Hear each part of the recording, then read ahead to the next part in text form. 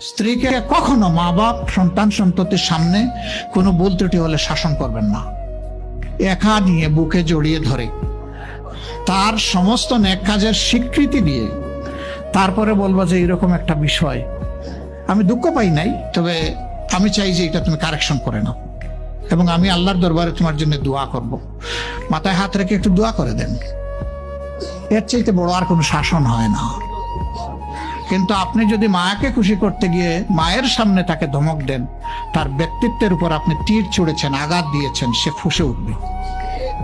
সে বলবে সব উজাড় করে তোমার এই সংসারে দিলাম, আজকে তুমিই না আমাকে এইভাবে বেইজ্জত করলে। সে মানুষ তো, তার মানবিক রিয়াকশন হবে। কাজ করবো না আমরা কেউ।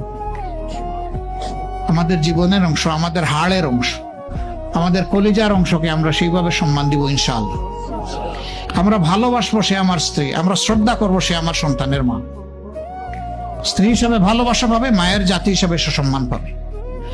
এই দুইটা ব্যালেন্স করে যদি আমরা চলি, গড় হবে জান্নাতের টুকরা ইনশাআল্লাহ।